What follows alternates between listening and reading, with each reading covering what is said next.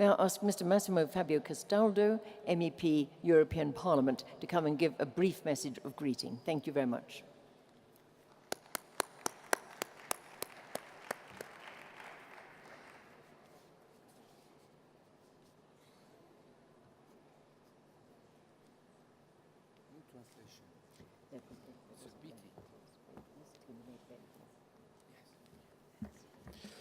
Excellencies, dear colleagues, and upon all dear friends, when I give speeches on subjects that touch me deeply, it's my habit to begin with that crucial step with which many conclude, the thanks.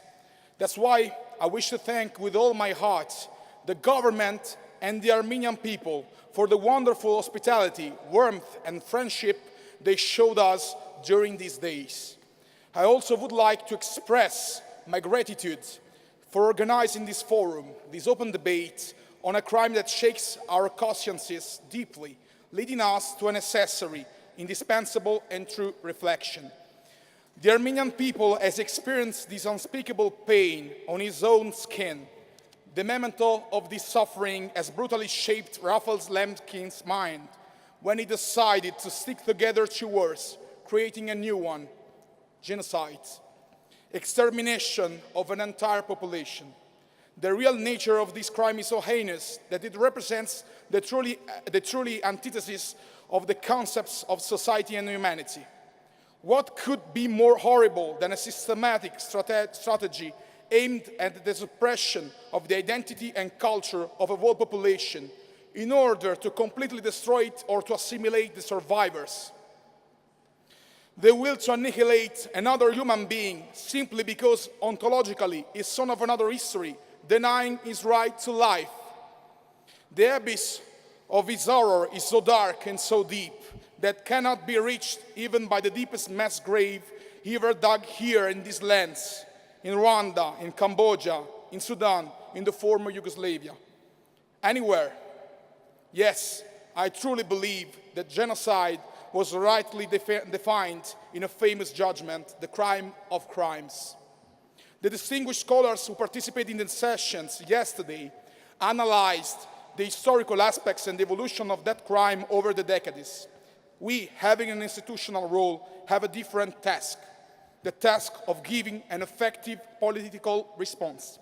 A clear political response to every denial and attempt to minimize the scope of this crime, to diminish to a simple misdemeanor, to an insoluble historical dilemma, to a mere academic discussion.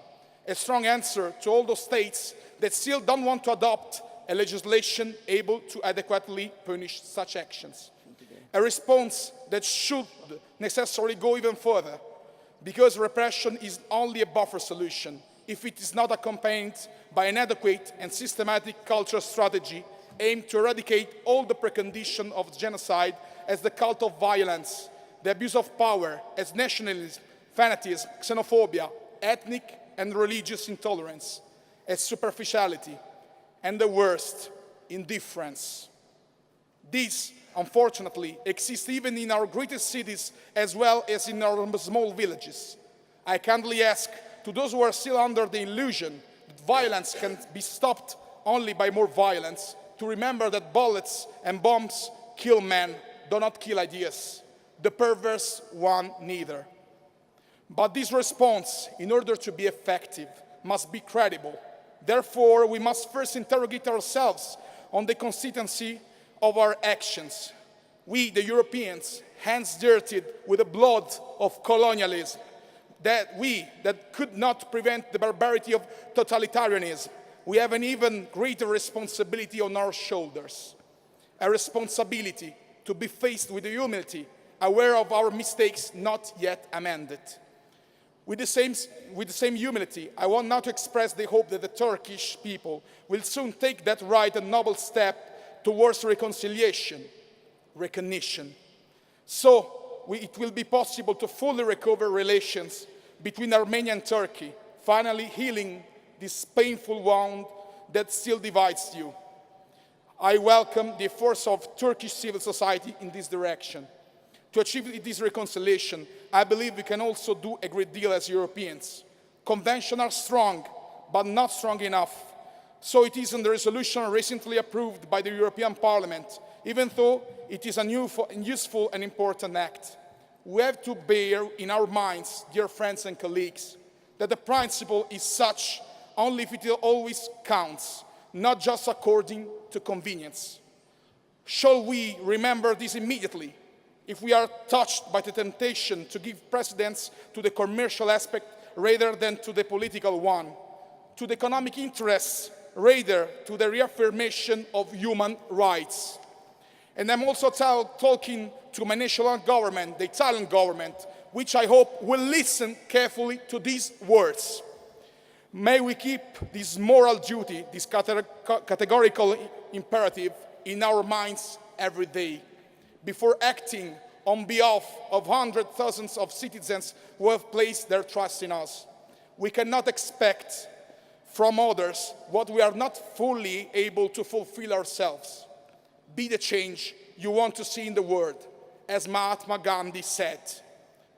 Only then we could give, with clear consciousness and deep conviction, the answer that I mentioned before, the answer to the cynical and terrible question that a criminal like Adolf Hitler told his followers to justify the Holocaust. Who, after all, speaks today of the annihilation of the Armenians?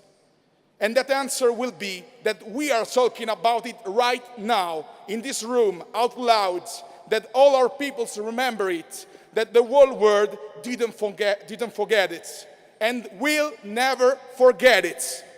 Thank you. Thank you very much.